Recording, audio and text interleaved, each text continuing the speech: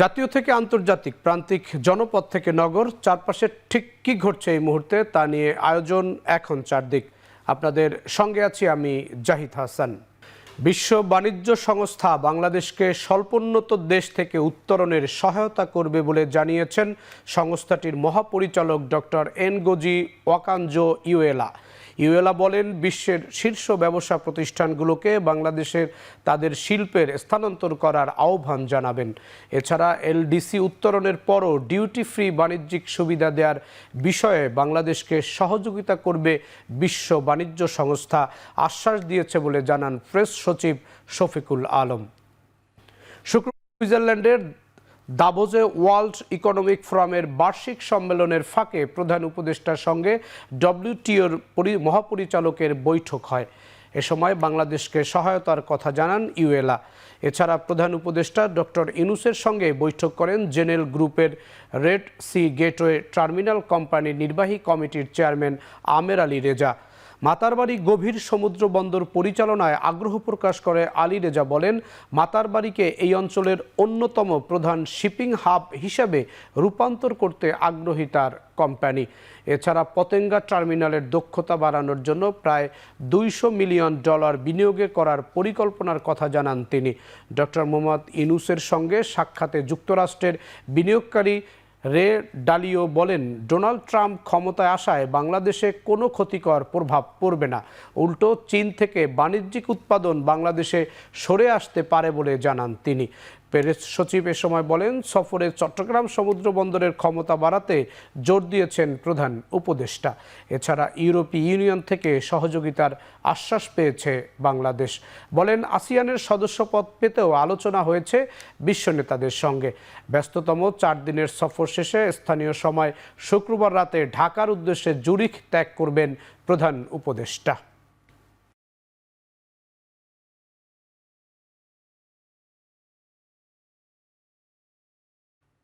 যে কোনো ষড়যন্ত্র মোকাবেলায় করে গণতন্ত্র, বাক স্বাধীনতা এবং ভোটের অধিকার ফিরিয়ে আনতে জনগণকে দৃঢ় সংকল্পবদ্ধ থাকার আহ্বান জানিয়েছেন বিএনপির ভারপ্রাপ্ত চেয়ারম্যান তারেক রহমান।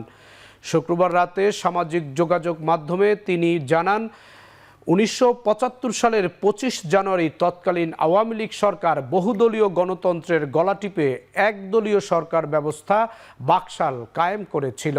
একদলীয় বর্বর শাসন দীর্ঘায়িত করতে দেশের ঐক্য, সংহতি ও সার্বভৌমত্বকে সংকটাপন্ন করে তুলতেও দ্বিধা করেনি তারা। বিরোধী দলের প্রতি নির্মম আচরণ ও তার পরিণতির কথা উল্লেখ করে জনগণকে সংকল্পবদ্ধ থাকার আহ্বান জানান তারেক রহমান।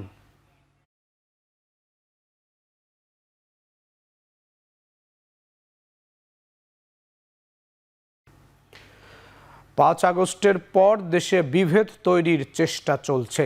এভাবে চলতে থাকলে দেশে কখনো গণতন্ত্র প্রতিষ্ঠা হবে না বলে মন্তব্য করেছেন বিএনপির স্থায়ী কমিটির সদস্য মির্জা আব্বাস। খালেদা জিয়ার ছোট ছেলে তারেক রহমান আরাফাত রহমান কোকোর মৃত্যুবার্ষিকী উপলক্ষে আয়োজিত আলোচনা সভায় একথা বলেন তিনি। এদিকে অন্তর্বর্তী সরকারের মধ্য থেকে কিংস পার্টি তৈরির চেষ্টা চলছে বলে মন্তব্য করেছেন বিএনপির জ্যেষ্ঠ যুগ্ম মহাসচিব রুহুল কবির রিজভী। শুক্রবার সকালে বনানীতে আরাফাত রহমান কোকোর মৃত্যুবার্ষিকীতে শ্রদ্ধা জানাতে গিয়ে তিনি আরও বলেন, প্রশাসনে নিয়োগের ক্ষেত্রে বিশেষ এক রাজনৈতিক দলকে প্রাধান্য দিচ্ছে সরকার। আমরা এও শুনেছি যে উপদেষ্টাদের মধ্যে থেকে চেষ্টা করা হচ্ছে যে একটা কিংস পার্টি করার। তারপরে বিভিন্ন ক্ষেত্রে আমরা দেখেছি বিভিন্ন জায়গায় প্রশাসনের বিভিন্ন ক্ষেত্রে নিয়োগের ক্ষেত্রে বিশেষ কোনো রাজনৈতিক দলকে তারা প্রাধান্য দিচ্ছেন বা ইয়ে করছেন। তো এগুলো দেখে কি বলতে পারে না, রাজনীতিবিদরা বলতে পারে না যে সরকারের নিরপেক্ষতা নিয়ে প্রশ্ন তুলতে পারে না? বলতে পারে। এগুলো ঠিক করুন। 2007 সালে 1/11 যে ভয়াবহ পরিণতি, এটা বিএনপির চেয়ে কেউ বেশি ভোগ করে নাই। বিএনপির প্রতিটি নেতা কর্মী, সাধারণ কর্মী থেকে শুরু করে আমাদের দেশ নেত্রী বেগম খালেদা জিয়া পর্যন্ত এই 1/11 অনুসরণ থেকে রেহাই পায় নাই। এই 5 আগস্টের পরে আজ যদি করতে থাকেন তাহলে কিন্তু দেশের গণতন্ত্র কোনদিন চেহারা দেবে না। সাবেক রাষ্ট্রপতি জিয়াউর রহমানের ছোট ছেলে আরাফাত রহমান কোকোর মৃত্যুবার্ষিকীতে গুলশানে বিএনপি চেয়ারপারসনের কার্যালয়ে দোয়া অনুষ্ঠিত হয়েছে। শুক্রবার বাদ আছর দোয়া মাহফিলে লন্ডন থেকে ভার্চুয়ালি যোগ দেন বিএনপির ভারপ্রাপ্ত চেয়ারম্যান তারেক রহমান। জাতীয়তাবাদী ওলামা দলের নেতৃত্বে মোনাজাতে আরাফাত রহমানের আত্মার মাগফিরাত এবং বেগম খালেদা জিয়ার সুস্থতা কামনা করা হয়। এ সময় আরাফাত রহমান সহ জিয়া পরিবার ও বিএনপির ওপর আওয়ামী লীগের অত্যাচার নির্যাতনের কথা স্মরণ করেন নেতাকর্মীরা। 2015 সালের এই দিনে হৃদরোগে আক্রান্ত হয়ে মালয়েশিয়ায় চিকিৎসাধীন অবস্থায় মারা যান আরাফাত রহমান।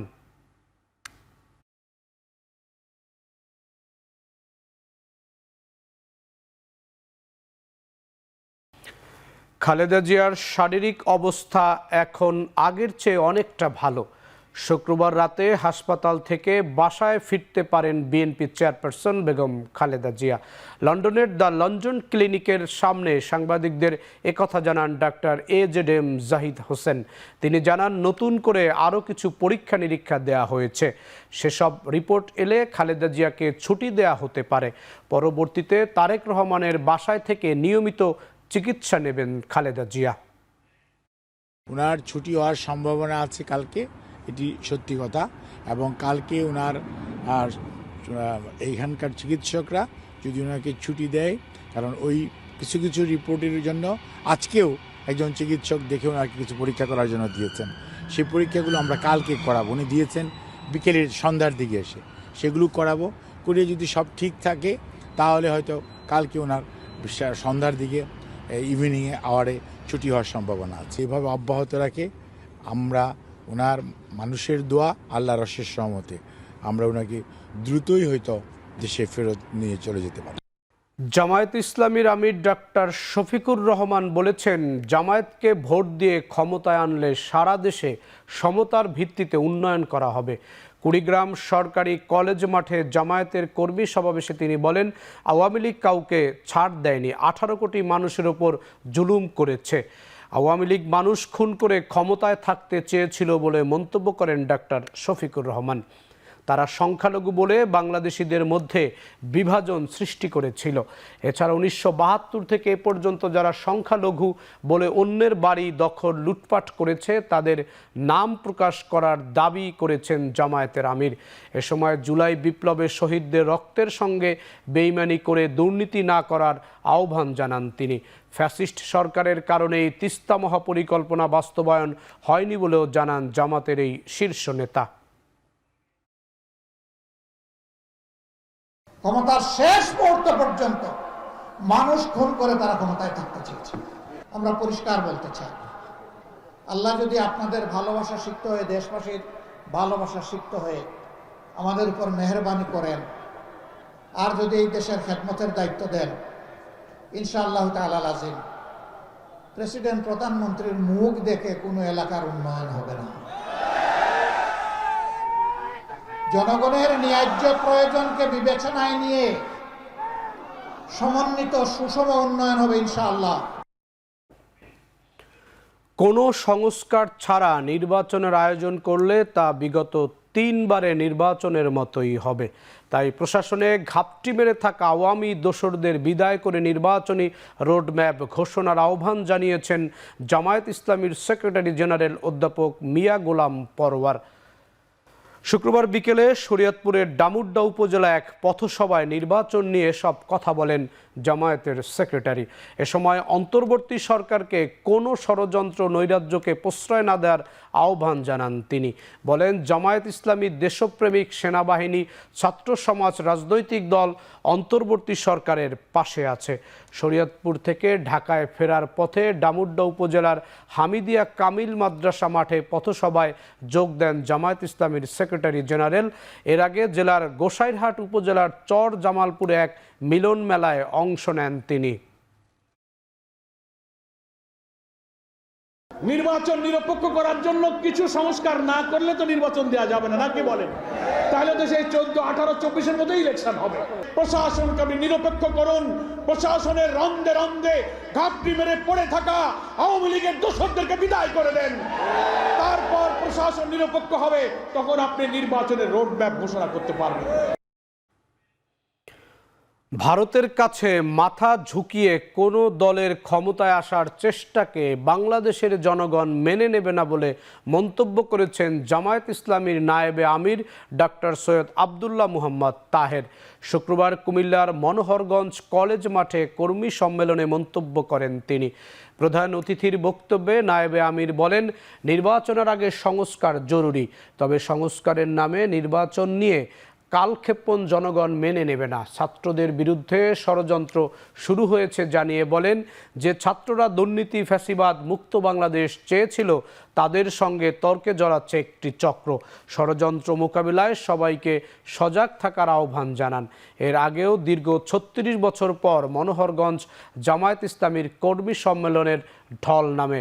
এ সময় স্লোগানে মুখরিত হয়ে ওঠে সমাবেশ স্থল। ভারতের দিকে আবার মাথা ঝুঁকিয়ে ক্ষমতায় আসার জন্য যে কোনো প্রচেষ্টাকে বাংলাদেশের জনগণ রুখে দেবে। আমরা ভারতের বশ্যতা মানি না, আমরা আধিপত্যবাদ মানি না, আমরা আর ফ্যাসিবাদকে ফেরত আসতে দেব না। আওয়ামী লীগ প্রণীত ভোটার তালিকা অনুযায়ী কোনো নির্বাচন সুষ্ঠু হতে পারে না বলে জানিয়েছেন বাংলাদেশ জামায়াত ইসলামীর সহকারী সেক্রেটারি জেনারেল মাওলানা রফিকুল ইসলাম খান। শুক্রবার আইডিবিতে জামায়াতের ঢাকা মহানগরী দক্ষিণের উদ্যোগে বার্ষিক কর্মপরিকল্পনার ওরিয়েন্টেশনে যোগ দিয়ে তিনি একথা বলেন। আওয়ামী লীগের আমলে ২ কোটি ভুয়া ভোটার তৈরি করা হয়েছে বলে দাবি করে ভোটার তালিকা সংশোধনের দাবি জানান তিনি। এছাড়া দেশ বিদেশে অবস্থানকারী ফ্যাসিবাদের দোসরদের বিচারের আওতায় আনার দাবি জানান মাওলানা রফিকুল ইসলাম খান।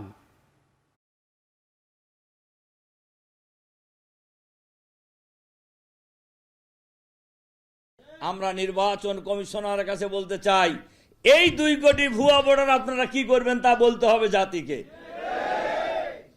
তার কারণ যে নির্বাচন কমিশন গঠন করা হয়েছে এটা কোনো দলীয় নির্বাচন কমিশন নয়। কাজে আওয়ামী লীগের ভোটার তালিকা অনুযায়ী সামনের ভোট নির্বাচন করার কোনো সুযোগ নাই। আগামীর বাংলাদেশের সংকট সমাধানে ঐক্যবদ্ধভাবে গণপরিষদ নির্বাচন আয়োজন করার আহ্বান জানিয়েছেন জাতীয় নাগরিক কমিটির আহ্বায়ক নাসির উদ্দিন পাটোয়ারি। এজন্য সবাইকে প্রস্তুতি নেওয়ারও আহ্বান জানান তিনি। কোনো রাষ্ট্রের কাছে গোলামি করবে না এমন সংবিধান দাবি করেন নাসির উদ্দিন পাটোয়ারি। ৭২-এর একদলীয় সংবিধানের বদলে বহুদলীয় সংবিধান প্রণয়নে সবাইকে ঐক্যবদ্ধ হবার কথা বলেন তিনি। এই উদ্যোগে যারা বাধা হয়ে দাঁড়াবে তাদের শেখ হাসিনার পরিণতি মাথায় রাখা উচিত বলে মন্তব্য করেন এই ছাত্রনেতা। শাহবাগে বিশ্ববিদ্যালয়ের আয়োজনে March for unity and justice শীর্ষক সমাবেশে জাতীয় নাগরিক কমিটির আহ্বায়ক বলেন, ৭২-এর একদলীয় সংবিধানের বদলে বহুদলীয় সংবিধান প্রণয়নে সবাইকে ঐক্যবদ্ধ হতে হবে। এই উদ্যোগে যারা বাধা হয়ে দাঁড়াবে তাদের শেখ হাসিনার পরিণতি মাথায় রাখা উচিত। বিচার ও প্রক্রিয়ার সংস্কার প্রক্রিয়ার মধ্য দিয়ে দেশীয় ও আন্তর্জাতিক ষড়যন্ত্রের বিরুদ্ধে সোচ্চার থাকার আহ্বান তার। সমাবেশে বিভিন্ন বেসরকারি বিশ্ববিদ্যালয়ের শিক্ষার্থীরা বলেন, সংস্কার স্থায়ী করতে হলে দুর্বৃত্তায়ন বন্ধ করতে হবে। যারা রাজনীতি থেকে জীবিকা নির্বাহ করে তারা সংস্কার চাইবে না বলেও মন্তব্য করেন শিক্ষার্থীরা। একটি সংবিধান জনগণের সামনে দিতে হবে, যেই সংবিধান গণপরিষদ নির্বাচনের মধ্য দিয়ে এই ২৪-এ যে সুযোগ এসেছে সেই সুযোগের মধ্য দিয়ে আমাদের কাজে লাগাতে হবে। এর মধ্য দিয়ে যারা আমাদের পথে বাধা হয়ে দাঁড়াবে আমরা তাদের পরিণতি শেখ হাসিনার প্রতি লক্ষ্য রাখার জন্য তাদের বিচার প্রক্রিয়া এবং সংস্কার প্রক্রিয়ার মধ্যে কেউ যদি বাধা সৃষ্টি করতে চায়, দেশীয় এবং আন্তর্জাতিক ক্ষেত্রে কোনো ষড়যন্ত্র করতে চায়, আপনারা সবাই মাঠে প্রস্তুত থাকবেন। বিভাজন দূর করতে জাতীয় স্বার্থে সবাইকে ঐক্যবদ্ধ থাকার আহ্বান জানিয়েছেন বৈষম্য বিরোধী ছাত্র আন্দোলনের কেন্দ্রীয় আহ্বায়ক হাসনাত আব্দুল্লাহ। শুক্রবার সন্ধ্যায় কুমিল্লার দেবিদ্বারে মতবিনিময় সভায় তিনি আরও বলেন, যারা গুজব ছড়াচ্ছে বৈষম্য বিরোধী আন্দোলনের নেতারা পালিয়ে গেছে, তারা নিজেরাই ভারতে পালিয়ে আছে। জাতীয় পর্যায়ে আমাদের এক ধরনের রাজনৈতিক বিভাজন তৈরি হয়েছে জাতীয় পর্যায়ে। এটা কিন্তু কোনো জাতীয় আমাদের কোনো ইতিবাচক বার্তা দেয় না, বরং ফেসিবাদ বিরোধী শক্তিগুলোর মধ্যে যদি কোনো বিভাজন তৈরি হয়, সেটা আবার ফেসিবাদের পুনর্বাসনের পথকে উন্মুক্ত করে দিবে। সুতরাং এই ফেসিবাদের পুনর্বাসনের পথকে উন্মুক্ত করে দিতে না চাইলে আমাদের জাতীয় ঐক্যবদ্ধ থাকার আর কোনো বিকল্প নাই। রাজধানীর নিউ মার্কেট থানায় পুলিশের ওপর হামলা করে আসামি ছিনিয়ে নেয়ার ঘটনায় গ্রেফতার 7 জনের মধ্যে 2 জন একদিনের রিমান্ড দিয়েছেন আদালত। বাকি 5 জনকে কারাগারে পাঠানোর আদেশ দেওয়া হয়েছে। শুক্রবার ঢাকা মেট্রোপলিটন ম্যাজিস্ট্রেট মুস্তাফিজুর রহমান এই আদেশ দেন। মামলার সূত্রে জানা যায়, ভোর 4টায় নিউ মার্কেটের এলিফ্যান্ট রোডের ব্যবসায়ী এহতেশামুল হককে কুপিয়ে হত্যা চেষ্টা মামলার আসামি মিথুনকে গ্রেফতার করে নিউ মার্কেট থানার গেইটে আনলে তার সমর্থকরা কর্তব্যরত পুলিশ সদস্যদের ওপর লাঠি, লোহা, রড চাপাতি দিয়ে হামলা করে। আসামিদের আক্রমণে নিউ মার্কেট জোনের সহকারী পুলিশ সুপার তারিক লতিফ সহ কয়েকজন পুলিশ সদস্য আহত হন। এ ঘটনায় নিউ মার্কেট থানার উপপরিদর্শক ওমর ফারুক 14 জন এজাহার নামীয় ও 30 থেকে 35 জনকে অজ্ঞাত করে পুলিশের কর্তব্য পালনে বাধা এবং হত্যা চেষ্টা মামলা করেন।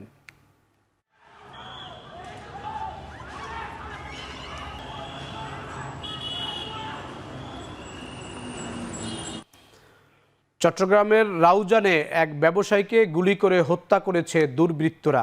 আহত হয়েছেন আরও অন্তত 2 জন। দুপুর 1টার দিকে রাউজানের নোয়াপাড়া এলাকায় এই ঘটনা ঘটে। পুলিশ জানায়, জুমার নামাজ পড়তে যাওয়ার সময় শুটকি ব্যবসায়ী মোহাম্মদ জাহাঙ্গীরকে গুলি করে পালিয়ে যায় দুর্বৃত্তরা। আহতদের উদ্ধার করে হাসপাতালে নেওয়া হলে হত্যাকাণ্ডের কারণ কিংবা এর সাথে কারা জড়িত তা এখনও নিশ্চিত করা যায়নি। তদন্ত শেষে হত্যার প্রকৃত কারণ কিংবা জড়িতদের চিহ্নিত করা হবে বলে বলছে পুলিশ।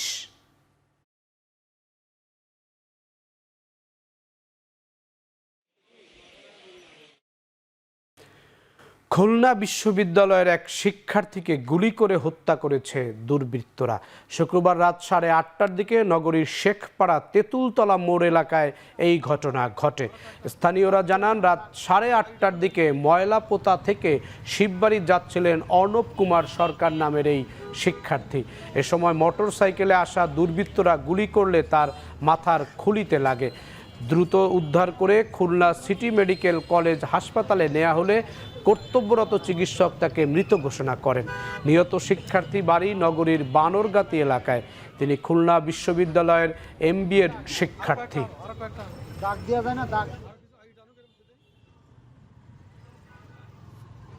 31 জানুয়ারি পর্যন্ত কর্মসূচি স্থগিত করল প্রাথমিক বিদ্যালয়ের সহকারী শিক্ষকরা।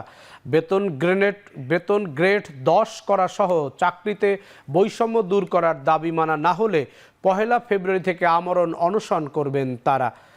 শুক্রবার সকাল 10টায় কেন্দ্রীয় শহীদ মিনারে দেশের বিভিন্ন জেলা উপজেলা থেকে জড়ো হয়ে শিক্ষকরা শহীদ মিনারে সমাবেশ করেন। তারা বলেন, একই শিক্ষাগত যোগ্যতা নিয়ে সরকারি অন্যান্য চাকরিজীবীরা 10ম গ্রেড পাচ্ছেন, যা বৈষম্যমূলক। শিক্ষক সমাবেশে হাজির হয়ে তাদের দাবিকে ন্যায্য বলে সংহতি জানান বিএনপি, গণ অধিকার পরিষদ, নাগরিক কমিটির নেতৃবৃন্দ। এরপর দাবি আদায়ে প্রধান উপদেষ্টার বাসভবন যমুনা অভিমুখে পদযাত্রা করেন শিক্ষকেরা। শাহবাগে পুলিশি বাধার মুখে 7 সদস্যের একটি প্রতিনিধি দল স্মারকলিপি দিয়ে যমুনায় যান। এরপর শাহবাগ সড়কে অবস্থান নেন তারা। পরে সন্ধ্যায় কর্মসূচি স্থগিত করে দাবি আদায়ে সময় বেঁধে দেন শিক্ষকরা। 31 তারিখ পর্যন্ত আমরা ধৈর্য ধারণ করব এবং আপাতত আমাদের কঠোর কর্মসূচি থেকে আপাতত বের হয়ে আসব। কিন্তু 31 তারিখে যদি আমাদের সহকারী শিক্ষকদের 10ম গ্রেড নিয়ে সিনেমিনি খেলা হয় এবং সহকারী প্রধান শিক্ষক পদ তৈরি হয়, 31 তারিখের পরে আমরা আমরণ অনশন কর্মসূচিতে যাব। পাগলের প্রলাপের মতো গুজব ছড়ানো হচ্ছে। সামাজিক যোগাযোগ মাধ্যমে নিজের ভেরিফাইড অ্যাকাউন্ট থেকে এক ফেসবুক পোস্টে একথা উল্লেখ করেছেন আইন উপদেষ্টা ডক্টর আসিফ নজরুল। এ সময় গুজবে কান না দেওয়ার আহ্বান জানিয়ে আসিফ নজরুল লিখেছেন, আমরা সবাই ভালো আছি, নিজ নিজ জায়গাতেই আছি। শুক্রবার মধ্যরাতে অন্তর্বর্তী সরকারের উপদেষ্টা ও সমন্বয়কদের নিয়ে সামাজিক যোগাযোগ মাধ্যমে আলোচনা ও সমালোচনার ঝড় ওঠে। ছড়িয়ে পড়া একাধিক পোস্টে উপদেষ্টা ও সমন্বয়কদের নিয়ে বিভিন্ন অপতথ্য ছড়ানো হয়। সামাজিক যোগাযোগ মাধ্যমে বিভিন্ন ব্যক্তিরা একাধিক পোস্ট দিয়ে সব দাবি করে আরও জোরালো চেষ্টা করেন। এ সময় গুজব ছড়ানোর কারণে জনমনে বিভ্রান্তি তৈরি হয়। তার প্রেক্ষিতে এই স্ট্যাটাসে নিজেদের অবস্থান পরিষ্কার করলেন আইন উপদেষ্টা doctor Asif Nazrul.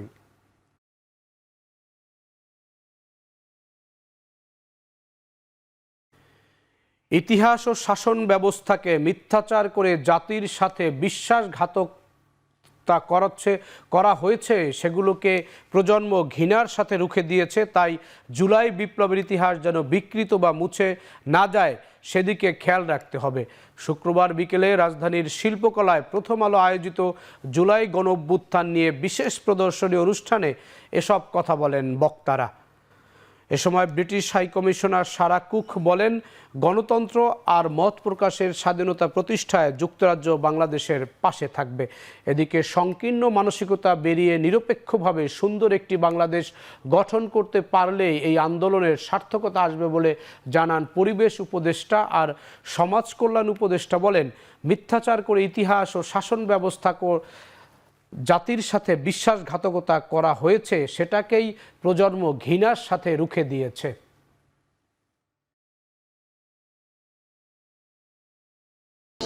The UK was deeply saddened by the violence and the loss of life during the student-led movement in July and August last year. We recognise the bravery of the young men and women and many others who, through peaceful protest, calls for a different future for Bangladesh. সকল সংকীর্ণতার ঊর্ধ্বে এসে মনের মতন একটা বাংলাদেশ যেন আমরা সকলেই গড়তে পারি। কেবল তাহলেই আজকে যে আত্মত্যাগের ছবিগুলো আমরা দেখলাম, যে উপলব্ধিটা আমাদের মধ্যে এসেছে, সেটার প্রতি একটা সুবিচার হবে বলে আমি মনে করি।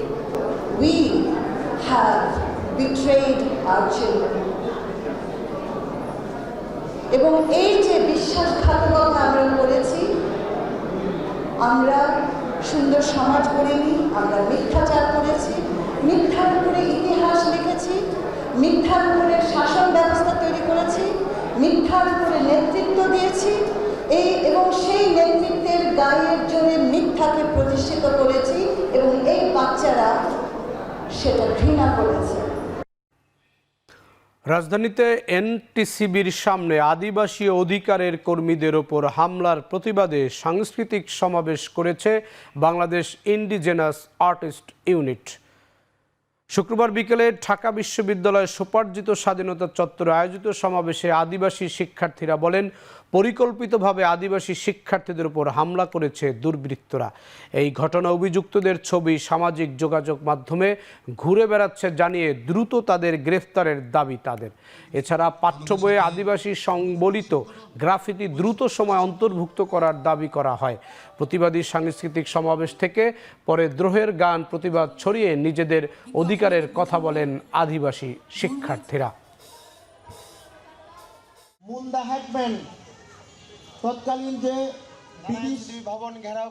ঘন কুয়াশার কারণে আরিচা কাজিরহাট নৌ রুটে ফেরি চলাচল বন্ধ করে দেয়া হয়েছে।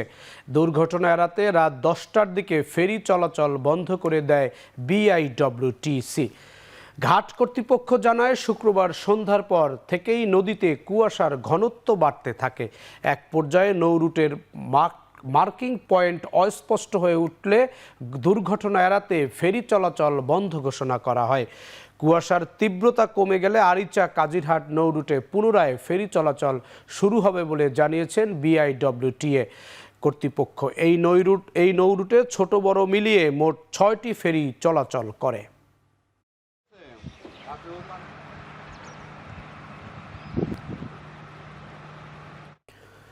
কক্সবাজারের টেকনাফের পাহাড়ি এলাকা থেকে অপহৃত 15 জনকে উদ্ধার ও অপহরণকারী চক্রের 2 সদস্যকে আটক করেছে পুলিশ। শুক্রবার দুপুর 1:30টার দিকে টেকনাফের বাহারছড়া ইউনিয়নের মধ্যম কচ্ছপিয়ার পাহাড়ে এই অভিযান চালানো হয়। পুলিশ জানায়, পাহাড়ে অপহরণকারী চক্রের অবস্থানের খবরে টেকনাফ পুলিশের একটি দল সেখানে অভিযান চালিয়ে 2 জনকে আটক করে। একই সাথে অপহৃত 15 জনকে উদ্ধার করা হয়। উদ্ধারকৃতদের মধ্যে 10 জন রোহিঙ্গা ও 5 জন বাংলাদেশি নাগরিক। এ ঘটনায় আটকরা হলেন কচ্ছপিয়ার করাচিপাড়া এলাকার মোহাম্মদ হারুন ও নূর মোহাম্মদ। পুলিশ জানায়, অপহরণকারী চক্রটি দীর্ঘদিন যাবৎ বাংলাদেশি ও রোহিঙ্গাদের অপহরণ করে মুক্তিপণ আদায় করে আসছিল।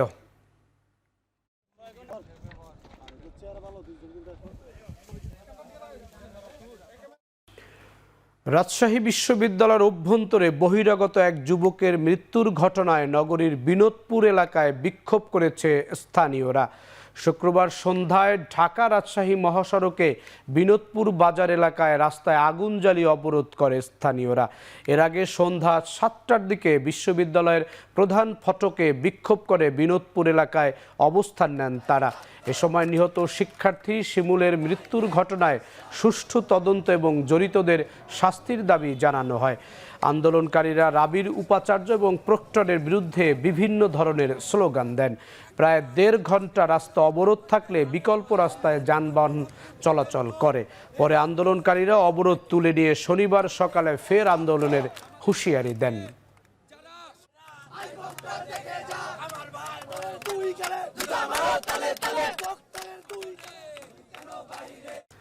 কক্সবাজারের মহেশখালীতে তাপ বিদ্যুৎ প্রকল্পের আগুন দেওয়ার সাথে জড়িত 6 জনকে আটক করা হয়েছে। শুক্রবার ভোরে উপজেলার ধলঘাটা ইউনিয়নের মুহুরীগণা এলাকায় কোস্ট গার্ড ও নৌবাহিনীর যৌথ অভিযান চালিয়ে তাদের আটক করা হয়। এ সময় তাদের কাছ থেকে 5টি আগ্নেয়াস্ত্র, 11 রাউন্ড কার্তুজ এবং 13টি দেশীয় অস্ত্র উদ্ধার করা হয়।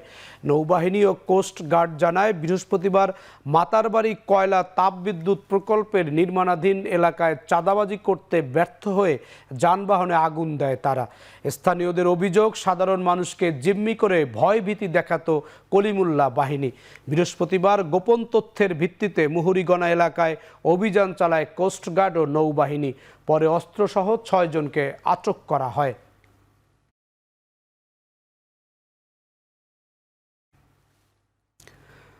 বান্দরবানের নাইক্ষ্যংছড়ি সীমান্তে মাইন বিস্ফোরণে 2 জন আহত হয়েছেন। শুক্রবার ভোরে উপজেলার ফুলতলি আষাঢ়তলি সীমান্তের 47 ও 48 পিলার এলাকায় এই ঘটনা ঘটে। পরে আহতদের উদ্ধার করে কক্সবাজার সদর হাসপাতালে পাঠানো হয়। স্থানীয়রা জানায়, বিস্ফোরণে আহত আলী হোসেন ও আরিফুল্লাহ অবৈধভাবে গরু আনতে মিয়ানমারে অনুপ্রবেশ করে। এ সময় সীমান্ত এলাকায় পুঁতে রাখা স্থল মাইন বিস্ফোরণ হলে তারা গুরুতর আহত হন।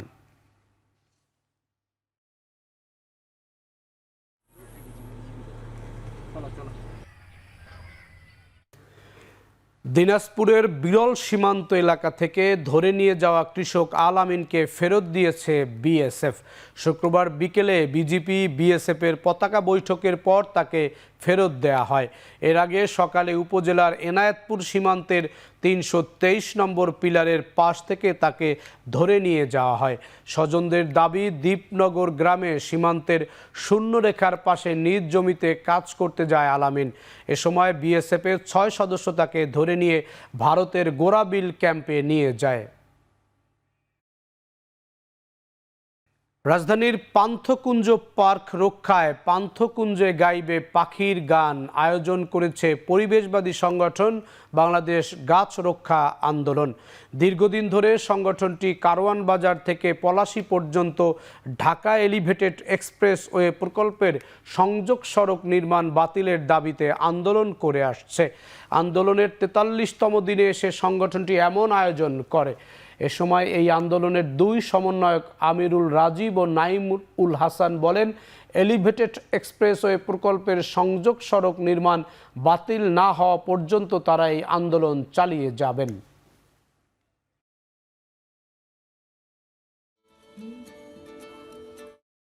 এই গানের মাধ্যমে আসলে তরুণদের কাছে এবং সকলের কাছে পৌঁছানোর একটা মাধ্যম আমরা মনে করেছি। আমাদের মূল আয়োজন সেটা হচ্ছে লোকজনকে এটার সাথে একটু এঙ্গেজ করা। আমরা মনে করি যে কোনো একটি পার্ক বলেন অথবা খোলা জায়গা বলেন, সেটা আসলে একটা সুস্থ সুন্দর সংস্কৃতিরও হচ্ছে গিয়ে এটা একটা বিকাশের জায়গা হতে পারে। এফডিসি থেকে পলাশী পর্যন্ত জনবিরোধী এবং প্রকৃতি বিধ্বংসী। আমরা শুধুমাত্র এই প্রকল্পটা বাতিল করার জন্য আমরা তাদেরকে এই সংযোগ সড়কটুকু বাতিল করার জন্য তাদের কাছে দাবি জানিয়েছি। ঢাকার ধামরাইয়ে শহীদ রাষ্ট্রপতি জিয়াউর রহমানের ৮৯তম জন্মবার্ষিকী ও বেগম জিয়ার সুস্থতা কামনায় দোয়া ও শীতার্থদের মাঝে কম্বল বিতরণ করা হয়েছে। শুক্রবার বিকেলে উপজেলা স্বেচ্ছাসেবক দলের উদ্যোগে দোয়া ও কম্বল বিতরণ করা হয়। এতে প্রধান অতিথি হিসাবে ছিলেন ঢাকা জেলা স্বেচ্ছাসেবক দলের আহ্বায়ক নাজমুল হাসান অভি।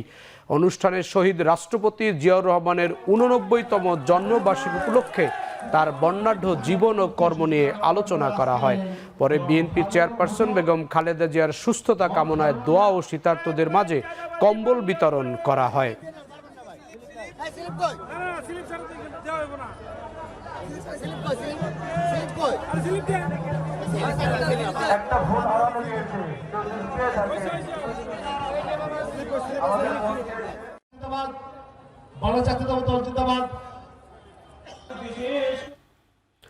গাড়ি প্রেমীদের জন্য রাজধানীতে তৃতীয়বারের মতো অনুষ্ঠিত হচ্ছে ঢাকা মোটর ফেস্ট। বসুন্ধরা আন্তর্জাতিক সম্মেলন কেন্দ্রে উইজার্ড শোবিজের আয়োজনে নানা ব্র্যান্ডের আকর্ষণীয় গাড়ি ও অ্যাক্সেসরিজ প্রদর্শনী হচ্ছে এই ফেস্টে। নির্মাতা, আমদানিকারক, সরবরাহকারী প্রতিষ্ঠানের পাশাপাশি অংশগ্রহণ করছে বাইক, লুব্রিকেন্ট, আর্থিক প্রতিষ্ঠান সহ 17টি কোম্পানি। পরিবেশ বান্ধব আধুনিক ফিচারযুক্ত গাড়ি প্রদর্শন ও বিক্রিতে সাড়া পাচ্ছে প্রতিষ্ঠানগুলো। অন্যদিকে মোটর ফেস্টটি গাড়ি ও বাইক প্রেমীদের জন্য একটি মিলন মেলায় পরিণত হয়েছে, যেখানে নতুন মডেলের গাড়ি ও বাইক দেখার পাশাপাশি বিভিন্ন অ্যাক্সেসরিজ ও পণ্য সম্পর্কে জানতে পারছেন দর্শনার্থীরা। বৃহস্পতিবার থেকে শুরু হওয়া মেলাটি চলবে শনিবার পর্যন্ত। একই ছাদের নিচে সবাই মিলে যে একটা একসাথে মিলন মেলাটা আসলে প্রতিবার আমরা খুব এনজয় করি। মোবাইল কোম্পানি কোনটা ভালো, কোন যানবাহনে ব্যবহার করা যায়, এই বিষয়ে জানার জন্য আমার মেনলি আসা। এবার এনেছি আমরা সেডান কার ইলাইট জিএমই ব্র্যান্ডের, আর যেটা হয়েছে দর্শনার্থীরা ঝুঁকে পড়েছেন। দক্ষিণ কোরিয়ার বিখ্যাত কিয়া ব্র্যান্ডের কিয়া সেরাটো সেডান কার আমরা নিয়ে এসেছি প্রথম লটে 45টা গাড়ি, এবং আমরা খুব ভালো সাড়া পাচ্ছি। সবাই প্রশংসা করছে এই আয়োজনের ব্যাপারে, এবং সামনে আরও বড় আকারে করার জন্য আহ্বান জানাইছে। এবার দেশের বাইরের খবর। যুদ্ধবিরতির চুক্তি অনুযায়ী শনিবার মুক্তি পেতে যাওয়া 4 ইসরায়েলি বন্দীর নাম প্রকাশ করেছে হামাস, যাদের সবাই নারী। বিবিসি জানিয়েছে কারিনা আরিয়েভ, ডেনিলা গিলবোয়া, নামা লেভি ও লিরি আলবাগ নামের 4 নারী সেনাকে মুক্তি দেবে হামাস। বিনিময়ে ইসরায়েলি কারাগার থেকে মুক্তি পাবে 180 ফিলিস্তিনি বন্দী। গেল রোববার থেকে কার্যকর হওয়া হামাস ও ইসরায়েল যুদ্ধবিরতি চুক্তির দ্বিতীয় মেয়াদে ঘটতে যাচ্ছে এই বন্দি বিনিময়। এর আগে প্রথম দফায় 3 ইসরায়েলি বন্দির বিনিময়ে মুক্তি মিলেছে 90 ফিলিস্তিনির। আগামী 5 সপ্তাহের মধ্যে মুক্তি পেতে যাওয়া ইসরায়েলি বন্দীদের নাম ধীরে ধীরে প্রকাশ করার কথা জানিয়েছে হামাস। তবে গেল অক্টোবর ইসরায়েলিদের ওপর সরাসরি হামলাকারীদের কোনোভাবেই ছাড়তে নারাজ তেল আবিব।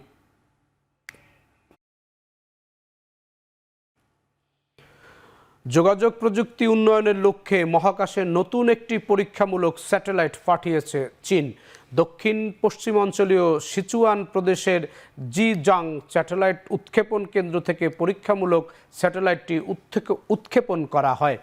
বেইজিং সময় বৃহস্পতিবার রাত 11:32 লং মার্চ 3B রকেটে করে উৎক্ষেপণের পর স্যাটেলাইটটি পরিকল্পিত কক্ষপথে সফলভাবে পৌঁছেছে বলে দাবি করা হচ্ছে। এই স্যাটেলাইটের মাধ্যমে উন্নত যোগাযোগ ছাড়াও রেডিও, টেলিভিশন এবং ডেটা ট্রান্সমিশন পরিষেবার কাজে লাগানোর কথা ভাবছে চীন। আর পরীক্ষামূলক স্যাটেলাইটটি এসব সম্পর্কিত প্রযুক্তি পরীক্ষা এবং যাচাইয়ের জন্য একটি প্ল্যাটফর্ম হিসাবে কাজ করবে।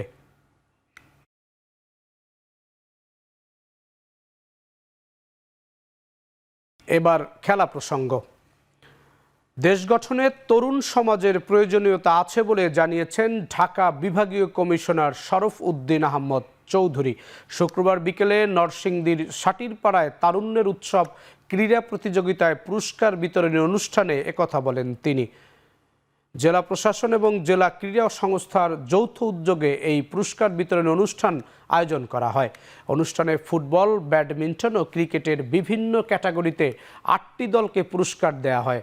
প্রধান অতিথির বক্তব্যে ঢাকা বিভাগীয় কমিশনার শরফ উদ্দিন বলেন, তরুণদের দেশ গঠনের উপযোগী করতে খেলাধুলা একটি বড় মাধ্যম। অনুষ্ঠানে জেলা প্রশাসনের কর্মকর্তারা, বিভিন্ন শিক্ষা প্রতিষ্ঠানের শিক্ষার্থী ও ক্রীড়াপ্রেমীরা উপস্থিত ছিলেন।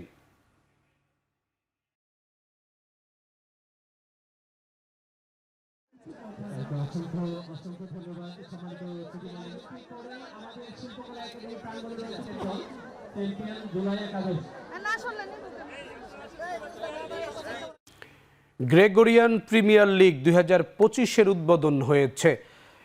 শুক্রবার সন্ধ্যায় রাজধানীর saint Gregory high school and college মাঠে টুর্নামেন্টের উদ্বোধন করেন প্রতিষ্ঠানটির অধ্যক্ষ ব্রাদার প্লাসিড পিটার রিবেরু ও প্রশাসক ব্রাদার সুবল লরেন্স রোজারিও।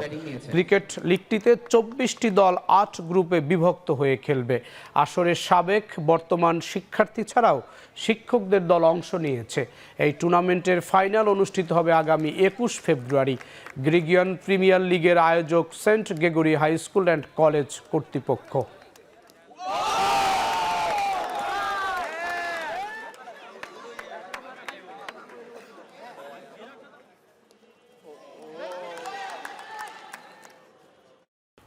বরিশালে প্রদর্শিত হয়েছে বিপিএল এর ট্রফি দেখতে ভিড় করেন নানা বয়সের ক্রিকেট প্রেমী ও দর্শনার্থীরা।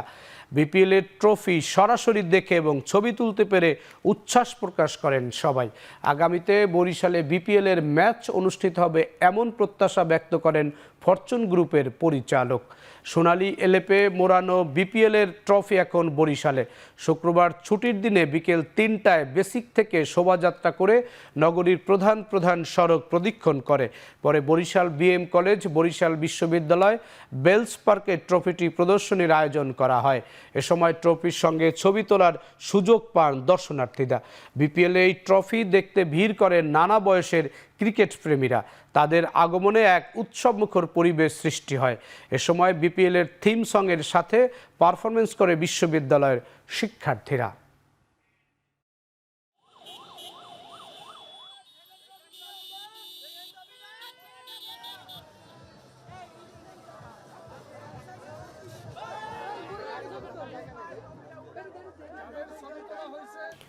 শেষ করছি এখন চারদিক। এতক্ষণ সঙ্গে থাকার জন্য ধন্যবাদ।